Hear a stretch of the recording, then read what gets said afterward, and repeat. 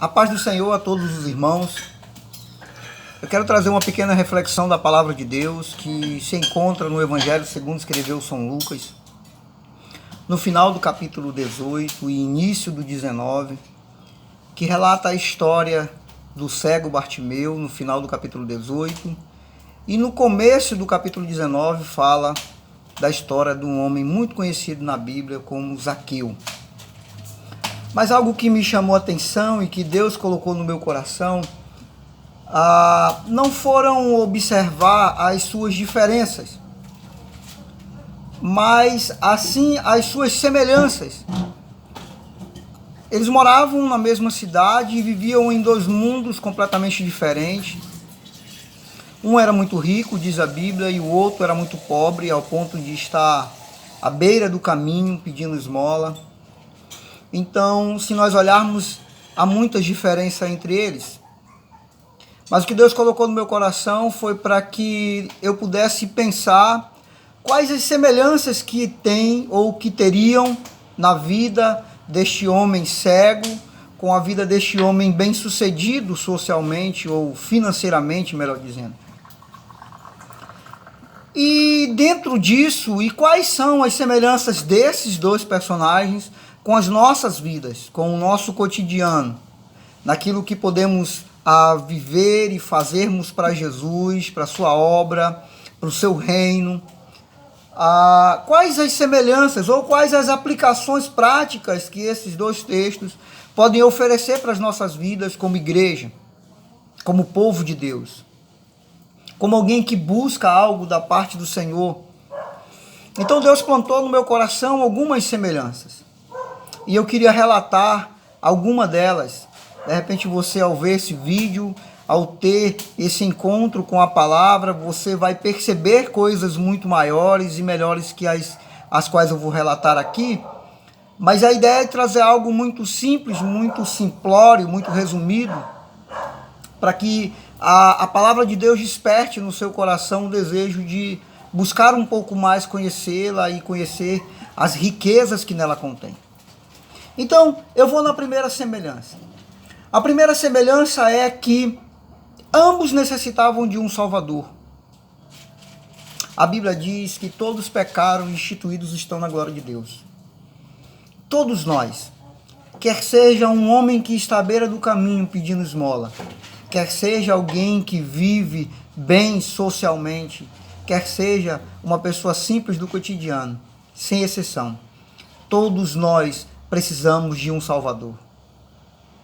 E todos esses dois homens perceberam em Jesus, eles identificaram em Cristo essa pessoa que poderia salvá-los. Salvá-los da escuridão, salvá-los das trevas, do pecado, da exclusão social, do medo, das necessidades. Historicamente, nesse período, o povo de Israel estava sendo dominado pelos romanos. E nós bem sabemos que eles tinham e alimentavam essa esperança no seu coração de que Deus enviaria o Messias para salvá-los. E a salvação a qual eles aguardavam era alguém forte, poderoso, alguém com um exército que fossem lá e que resgatassem a vida deles das mãos dos soldados romanos ou do domínio do Império Romano. Mas quando aquele homem cego que estava à beira do caminho, ouvindo, e disseram que era Jesus, ele suplicou por salvação. Ele viu em Jesus o Messias, o Salvador. Assim somos todos nós. Um dia nós precisamos identificar Jesus e pedir que Ele venha salvar as nossas vidas, dos pecados, da nossa carne, de nós mesmos. Todos nós precisamos de um Salvador. Quando o homem pecou no Éden, ele se separou da presença do Pai. O pecado nos faz divisão entre nós e o nosso Deus, diz a palavra de Deus. Mas Jesus é o único que pode nos resgatar, porque Ele morreu na cruz pelos nossos pecados. E Ele é o nosso Salvador. Ele é o nosso Messias, o Cristo vivo, Ele pode nos perdoar e Ele pode nos dar vida eterna, como Ele deu para esses dois homens. Ambos viviam nas trevas do pecado. Ambos viviam longe da presença do Pai. Mas quando aquele homem à beira do caminho suplicou pelo socorro divino, pelo Filho de Deus, Jesus perguntou para ele o que ele queria, e ele foi muito objetivo. Ele disse: Senhor, eu quero ver. E a palavra de Deus diz que Jesus o curou no mesmo instante. Mas o que mais me deixa maravilhado é que Jesus disse: a tua fé te salvou. E depois ele seguiu Jesus. Quem é alcançado por Jesus e salvo por Jesus se torna seu discípulo, seu seguidor. Do semelhante modo também aconteceu com um homem quando de pé se põe à mesa e disse: Senhor, a partir de hoje eu vou dar metade do que eu ganho, do que eu tenho para os pobres, e vou restituir 4 vezes mais aquilo que roubei, que lesei as outras pessoas. E Jesus disse: hoje houve salvação nesta casa. Assim, um dia eu e você precisamos nos encontrar com Cristo.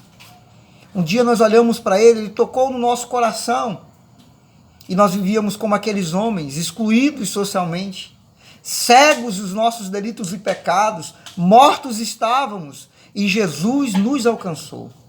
Então a primeira semelhança que eu encontro na vida desses homens e na nossa vida é a necessidade de salvação.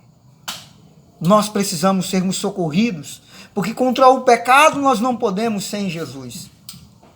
A outra semelhança é que eles viram em Jesus uma oportunidade de mudar de vida. Às vezes nós pensamos, as oportunidades nos passam aos nossos olhos e nós não conseguimos perceber. Alguém que deveria ser a última pessoa a perceber uma oportunidade de se encontrar com Jesus era alguém cego. E ele viu uma oportunidade mesmo sendo cego. Então ele suplica, ele pede, ele pergunta. Eles precisavam, eles viram em Jesus. Zaqueu, quando vê Jesus entrando na cidade, ele vê em Jesus uma oportunidade de mudança de vida. Quantas vezes o Senhor nos deu a oportunidade de nos entregarmos nossa vida a Ele? Quantas vezes Ele nos trouxe palavras de salvação, nos mandou alguém para nos falar desse amor? Quantas vezes nós temos tido a oportunidade de hoje falarmos desse amor? Quais são as oportunidades que Deus tem te dado para viver para Ele, para pregar o amor dEle, para ser esse agente de salvação através da minha e da sua vida para outras pessoas? Então que possamos aproveitar as oportunidades do cotidiano para nos encontrarmos com Jesus. Quais as circunstâncias da sua vida Jesus tem te despertado para olhar para Ele? Quer sejam elas boas, quer sejam elas ruins. Mas aquele homem viu uma oportunidade de se encontrar com Jesus. E eles assim o fizeram. Eles não deixaram escapar a oportunidade. Oportunidade, uma flecha lançada e uma palavra dita, são coisas que não voltam atrás. São únicas. E esses homens souberam experimentar, eles souberam aproveitar essa oportunidade que Deus concedeu a cada um deles.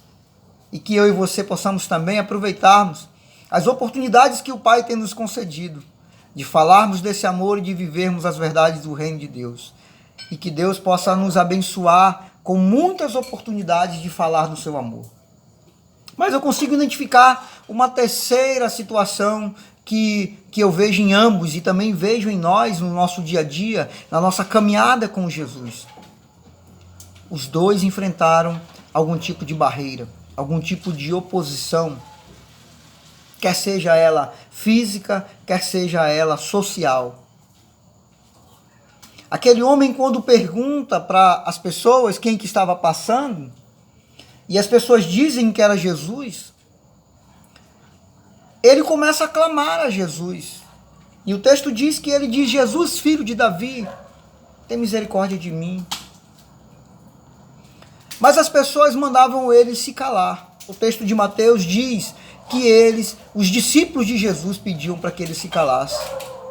Mas todas as vezes que pediam para que ele pudesse se calar, ele clamava ainda mais alto. Então ele também enfrentou uma barreira. Aquele homem não tinha condição de ver a Jesus quando ele entrou na cidade, Zaqueu, por sua baixa estatura. Ele encontrou uma barreira, uma dificuldade. Mas ainda assim, ele subiu em uma árvore. Ele fez algo extraordinário. Ele não se contentou com a oposição, ou se não se deu por vencido diante das oposições. Todas as vezes que vivemos para o Senhor, certamente nós vamos passar por barreiras, dificuldades. Lutas surgirão por causa da nossa confissão de fé, por causa da nossa firmeza que nós tomamos ao lado de Cristo Jesus. Isso é para nós vermos que nós não somos os únicos que passam por barreiras e dificuldades. Mas sabe, algo me chama a atenção na vida desses homens. Porque todas as vezes que as pessoas mandavam que aquele homem se calasse, ele clamava ainda mais alto. E eu fico aqui imaginando os ouvidos de Jesus, que estão inclinados para aqueles que clamam o seu nome, com tanta intensidade, com tanta fé, com tanto amor. Ele é incapaz de ouvir um clamor e não se voltar para os seus. Jesus é incapaz de ouvir alguém clamando por socorro e não socorrê-lo. E eu fico imaginando, em meio àquela multidão, um burburinho de pessoas, e aquele homem clamando no meio de todas elas. E Jesus, por um instante, volta aos seus ouvidos e disse: espera aí, tem alguém clamando de uma forma especial, alguém clamando de uma forma diferente. Aqueles homens viram ali a única, talvez a última oportunidade das suas vidas, e eles não deixariam passar. As barreiras não podem limitar o nosso trabalho com Jesus, ou por Jesus. As barreiras foram feitas para serem superadas. As dificuldades da vida, as pessoas, as adversidades, as limitações do nosso próprio corpo, elas não podem servir de amuleta ou de desculpas para não clamarmos pelo nome de Jesus. Eles não se esconderam atrás das suas limitações. Eles não se fizeram de coitadinhos, de vítimas da sociedade, de vítimas de um sistema. Muito pelo contrário. Eles foram alguém que ousou romper em fé e clamar pelo nome de Jesus, e chamar a atenção de Jesus. E então, nós estamos na terceira situação de semelhança entre o cego Bartimeu e o nosso irmão Zaqueu. A quarta é que ambos utilizaram os recursos possíveis que estavam à sua disposição. O que é isso? Todos nós temos algum dom. Todos nós sabemos fazer alguma coisa. Todos nós temos recursos ao nosso favor para irmos a Jesus e para facilitarmos a ida de pessoas a Jesus. O cego não podia ver, mas ele tinha voz, então ele utilizou o recurso da voz, da fala. Talvez você não saiba falar bem em público, mas você pode escrever, você pode fazer uma obra social, você pode ler a palavra de Deus para alguém, você pode abraçar alguém, você pode orar por alguém. Ele não se escondeu atrás da sua limitação. Ele utilizou o recurso que ele tinha. Ele disse: eu não posso ver, mas eu posso falar, eu posso ouvir. Ele ouviu que havia um burburinho, algo diferente. A caravana da vida, a caravana de Cristo estava vindo. E ele disse: espera aí, alguma coisa diferente está acontecendo. O que está acontecendo? E então disseram a ele que era Jesus que estava passando. E ele utilizou o recurso que eles tinham à mão. E o Zaqueu? O Zaqueu era baixo, diz a palavra de Deus. Ele não conseguia ver Jesus. E então, quais os recursos que ele poderia fazer? Quais os recursos que ele tinha à mão? Então, rapidamente, ele pensou e disse: eu vou subir na árvore. Eu não vou me esconder atrás das minhas limitações. Isso não vai servir de barreira, de empecilho, para que eu veja o meu Salvador. Aquele que pode mudar a minha vida, aquele que pode transformar a minha história, aquele que pode me tirar das trevas para a luz. Zaqueu era excluído socialmente porque era um cobrador de impostos. Bartimeu era excluído socialmente porque era um mendigo. Ele era tão insignificante para aquela sociedade que o autor de Lucas, apesar de ser um historiador, um escritor, um pesquisador assíduo e perfeccionista, ele não conseguiu descobrir o nome do cego Bartimeu. Simplesmente, Bartimeu significa filho de Timeu. Ninguém daquela cidade sabia o nome daquele homem. Era simplesmente o filho do seu Timeu. E o que dizer de Zaqueu? Um homem que cobrava impostos dos seus próprios irmãos e conterrâneos para o Império Romano. Um homem que detinha os direitos legais de cobrar impostos das pessoas. E geralmente se cobrava mais, cobrava de forma errônea, roubando seus próprios conterrâneos. Ele era excluído socialmente. Tanto que quando Jesus o vê sobre a árvore, e Jesus disse: Zaqueu, importa que hoje eu vou lá na sua casa comer com você. A Bíblia diz que os religiosos falaram: por que ele come com um cobrador de impostos e pecadores? Por que Jesus resolveu se relacionar com pessoas tão excluídas, espiritualmente e socialmente, como eu e você? Nós não somos diferentes daquelas pessoas. Aqueles homens viviam excluídos. Mas Jesus, ele diz, a palavra de Deus no capítulo 19, no versículo 10, ele veio buscar e salvar os que se haviam perdidos. Jesus é o Salvador de todos os homens. Quer seja ele um mendigo que está à beira da rua pedindo esmola, quer seja ele alguém que mora em uma mansão. Ele quer nos salvar. Ele quer salvar todos os seres humanos. Basta que nós deixemos Jesus entrar sobre a nossa vida. Jesus hoje nos convida. Ele olhou para aquele homem e o convidou. E após o convite aceito, aquele homem teve um relacionamento com Jesus. Porque comida fala de comunhão, fala de relacionamento, comer com as pessoas e dá a ideia de relacionamento. Jesus se relacionou com o Zaqueu. Ele interagiu. E o resultado disso, você quer ver? A palavra de Deus diz que houve salvação naquela família. A palavra de Deus diz que houve salvação para aquele cego. Que ao ser curado, não simplesmente foi embora, como muitos hoje vão às igrejas. Vão para buscar uma bênção. Vão para buscar um milagre. E existem igrejas que têm um cardápio próprio para isso. Se a sua empresa está quebrada, se o seu casamento está indo mal, se você está doente, se você está passando por problemas, venha para cá. Nós temos todas as suas soluções. Não foi isso que aquele cego fez. A palavra de Deus diz que ele foi curado, que ele foi salvo e que ele seguiu Jesus. Ele viu a entrada triunfal de Jesus em Jerusalém. Ele se tornou um discípulo de Jesus. Ele simplesmente não recebeu sua cura e foi embora. Zaqueu se põe de pé, arrependido. E o próprio autor do Evangelho de Lucas, ele relata no começo do Evangelho, no texto de João Batista, que dizia: produzis, pois, frutos dignos de arrependimento.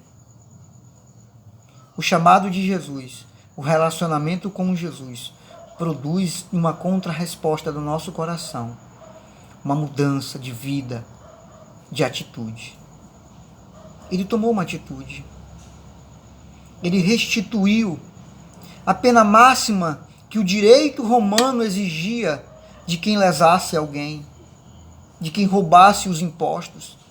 Eram 4 vezes mais. E aquele homem de pronto, com uma atitude e uma decisão que saiu do seu coração, disse: eu vou pagar o que é justo. Porque aqueles que querem seguir a Cristo, Cristo justo, se tornam justos também.